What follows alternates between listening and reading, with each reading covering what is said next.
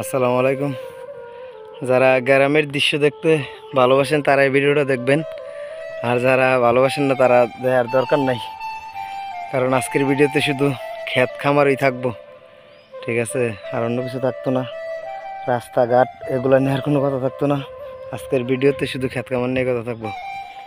আর এই ক্ষেত্রে আমাদের কিছুদিন আগে লাগাইছিলাম, এখন মাশাআল্লাহ ধানগুলো যত হয়ে গেছে। আর এই দিক দিয়ে আমার ফার্মের যত ময়লা, এই ক্ষেত্রেও আমাদের নিচেরটা, এইটাও আমাদের। এই ক্ষেতের মধ্যে এই গোবর, যত গোবর আছে সব কিছু এই ক্ষেতের মধ্যে আইয়ে এদিক দিয়ে, এই তো এদিক দিয়ে আইয়ে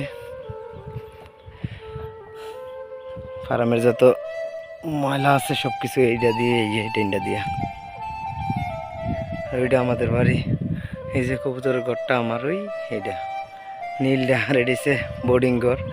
এই ক্ষেত্রে আজকে পানি দিতেছি, বোর্ডিং চালাইছি, ক্ষেত্রে শুকাই গেছিল। এটা আমাদের ক্ষেত না, বাস আমি ঘন্টা হিসেবে পানি দিয়ে দিতেছি। মোটরও আমার না, শুধু কারেন্টটা আমার। তো এই ক্ষেত্রে পানি দিয়ে দিতেছি ঘন্টা হিসাবে। এখন কারেন্ট চলে গেছে, দেখতে এলাম যে পানি কতটুকু হয়েছে, কিন্তু না, কারেন্ট চলে গেছে। এই ক্ষেত্রে বুড়ছে আর ওইগুলো বুড়ছে। এই তো এটা দেয় ময়লাগুলা, বাড়ি যেত ময়লা কাঁচরা আছে সবগুলা এটা দেয়। গরুর চনা গোবর এই সবটা দেয়। এখান থেকে সব ময়লা জায়গা ওই খেতে, আমাদের খেতে। এখন কারেন্ট চলে গেছে, দেখাইতে পারলাম না পানি কীভাবে উঠে। আর এটা আমার গরু ঘর। এই তো গরুগুলার কি অবস্থা, খানা আসেনি মনে হয়, খানা নাই।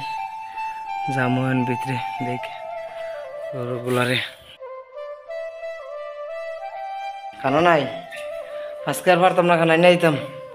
মশলা পেট ভরা আছে, একটু পরে পানি খাইলাম, ঠিক আছে? গুড।